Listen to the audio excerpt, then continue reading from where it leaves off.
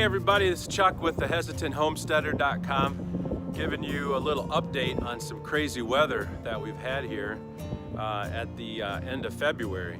We just had some record-setting winds come through. We had sustained winds for the last about 48 hours of between 30 and 45 mile an hour steady winds, and we've had gusts in our area here that have been about 60 miles an hour, between 55 and 60.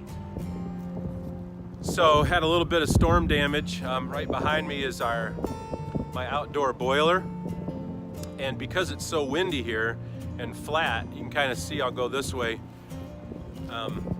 behind me you can see over top of me, it's just straight up flat, and there was an old windbreak row of trees that was here that was old and died out.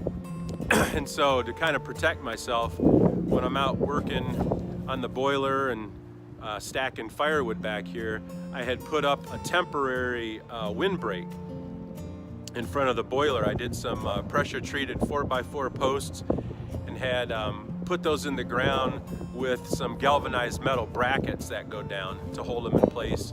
And I had some extra sheets from an old chicken coop that the previous owner had, these galvanized sheets here. And it worked great for most of the winter until we had these wind gusts, and they were coming out of the west. So this was basically a big sail taking the full brunt of it. And it's just amazing the power of the wind. It actually tore the one bracket right out of the ground, you can see. And it was 3 of those panels, and it just pretty much shredded them and whipped them all the way around.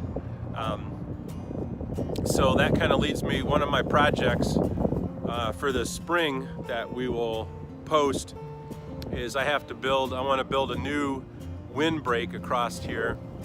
You can see behind me there, I've got a cement pad that I've poured for the outdoor boiler to sit on, and my wood pile to keep that out of the mud and to keep that area clean. And so in the summertime, this can look pretty messy back here, and just to keep the yard looking nice and also have a nice windbreak, so it's more comfortable to work out here, I'm going to build a windbreak fence, a permanent one, and I've got some ideas, and we'll share those with you later as the season progresses. But just wanted to give you an update on just the power of that wind out here, and I'll show you a couple other things that it did last night. Here's another one of the big maple trees that sits on the east side of our house, and it's a pretty big boy. And we're definitely going to have to do something with these trees. I want to, before we get into the big storm season again. Because if this tree was to go down, for example, it's big enough that it would hit my boiler and could damage that, or it's really close to our house. Here's another big maple tree that we're concerned with on the east side of our house. Really a big old maple, way high up branches, close to power lines. And the base of this maple tree, you can see behind me, is just huge. Probably in circumference, it's probably at least 15 feet circumference, if not 20. So that's just another one of the trees that we have to be concerned with in windstorms. So lots of stuff to think about on the homestead, that's for sure. Hey, I'm back. I'm on the opposite side of our county road, just opposite our house, and we have 1 acre that we sit on, and it's kind of split half and half. And so on this side is where we've got our grape arbor and asparagus and strawberries, and starting some small fruit trees. And so this was where we had the previous owners had their chicken coop and a shelter, which I had some blog posts in the past where we're going to redo that chicken coop. And so this was the old one back here that I had tore down. There's some of the remnants of that wood I've been using for different projects. but they had a covered shade shelter, and I was gonna use that for the new chicken coop. And here's what happened last night. The wind caught this and just picked this right up off the ground and threw that with the wind gust. And as you can see, this is pretty big.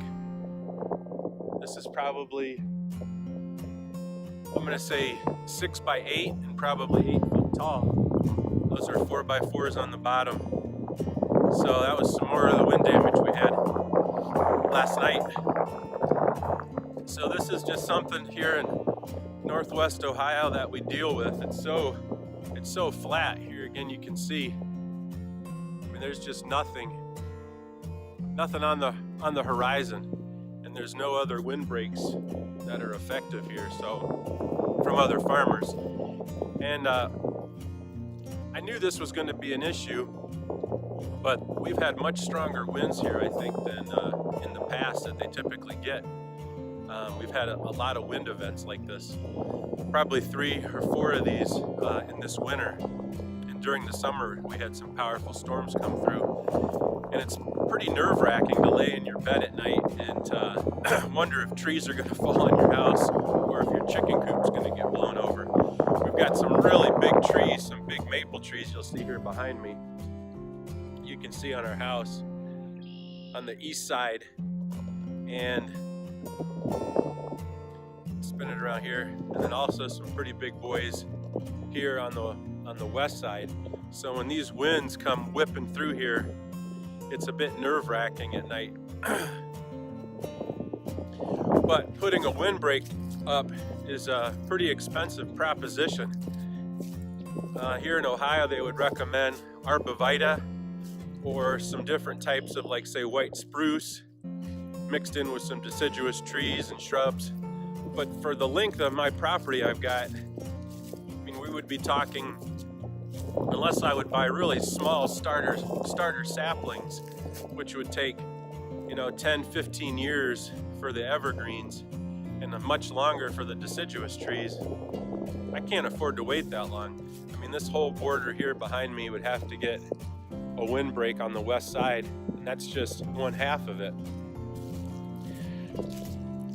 So we're kind of coming up with ideas for the short term, and I think probably building a windbreak fence just in the areas that we need it is what I'm going to be doing over by the boiler and the wood pile. And another windbreak, either a windbreak fence or a windbreak of trees, I'm going to be putting over here. This was the chicken coop that I built last fall, and it's not totally finished. We're going to get this wrapped up with fencing and a couple of other details as soon as the weather breaks, so we can get this prepped for our chicks probably come May. And this is facing west, so this area back here is going to be where the chicken run is, part of it, back along here. And so I want to keep that protected, thinking ahead, so these chickens don't have to get that cold wind chill on them as well. And so I think that's going to be a good investment along here. Probably, I probably got about 24 to 30 feet in length that we're going to have to build some sort of a break. So we'll come up with some ideas, and that'll be a post longer, but just wanted to do a quick, just kind of give you a little tour of some of the wind damage that we had. Back there you can see behind me again where the boiler is sitting back here, and where that just totally smashed and just tore that galvanized metal and ripped those 4x4s right out of the ground. So life on the homestead. Definitely learned that we need to build, when you're out here with these strong elements, you definitely need heavy duty construction. And so that's what I'm going to be looking to do. So thanks for watching. Check in with you next time.